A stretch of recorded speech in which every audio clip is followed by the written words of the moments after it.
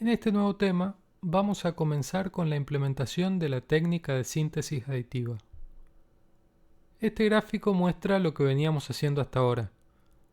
Tenemos una instancia del opcode OSILS cuya salida es luego multiplicada por la señal de control producida por LINSEG. En este nuevo gráfico, en cambio, vemos que en lugar de tener un único oscilador, contamos ahora con un número n de osciladores. Por otra parte, vemos que gracias al operador de la suma, todas las salidas de los distintos osciladores van a terminar por confluir en una mezcla. Y esa mezcla luego va a ser reescalada mediante una división por n, es decir, por el número de osciladores que vayamos a utilizar. Este último paso nos va a servir para evitar una saturación en la salida de SISound. Por supuesto, como aprendimos en el tema anterior, al final del recorrido dispuesto por el flujo de la señal, vamos a aplicar una envolvente general de amplitud. En el editor, entonces, tenemos que comenzar por copiar la línea de oscills para poder después pegarla una cantidad n de veces.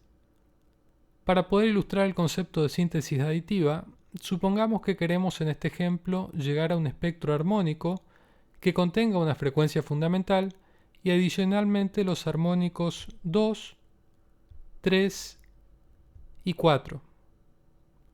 Supongamos también que además decidimos que el armónico número 2 contenga la mitad de la amplitud que la fundamental.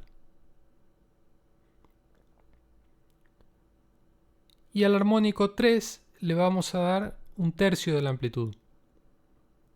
Por último, al cuarto armónico, un cuarto de la amplitud. A su vez, el segundo armónico va a tener el doble de frecuencia que la fundamental.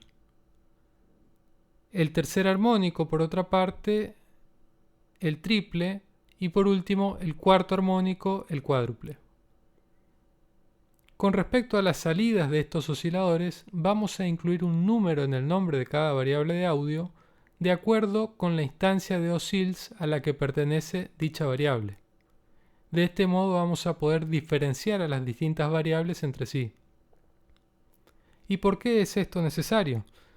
Bueno, sucede que, como sabemos, en cada ciclo de control, SISound va a procesar las líneas de código de arriba hacia abajo. Por lo tanto, independientemente de lo que hagan las tres primeras instancias de oscills con la variable de audio, lo que va a terminar llegando al opcode out van a ser las muestras que produzca la instancia número 4, que por supuesto a su turno va a sobreescribir cualquier contenido que haya sido almacenado en la variable en las líneas anteriores. Y esto se va a ir repitiendo ciclo a ciclo.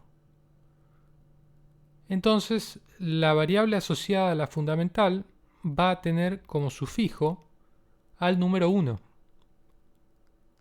Luego, la variable asociada al armónico 2 al número 2. Luego 3. Y finalmente, el armónico 4 va a ser el último. Con esta modificación ya tenemos en el código definidas 4 variables de audio totalmente independientes. Lo que necesitamos hacer ahora es sumarlas. Entonces, sobre la entrada del opcode out, vamos a reemplazar al argumento actual por la suma de estas variables. Y a ese resultado lo vamos a dividir por n, es decir, por 4. Y esto nos va a generar una nueva variable sintética de audio, que es la que finalmente va a terminar multiplicándose por la señal de control que produzca el LINSEG. Por último, vamos a adecuar un poco el formato del comentario que se encuentra en la línea de arriba. Ahora sí, vamos a escuchar cómo suena esta primera implementación de la técnica de síntesis aditiva, teniendo en la partitura una nota de 5 segundos.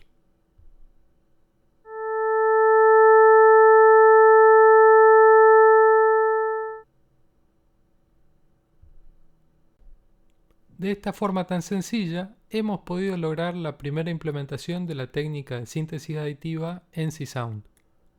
Sin embargo, en videos posteriores probaremos con otras configuraciones, de modo que podamos hacer del instrumento 1 una unidad un poco más flexible.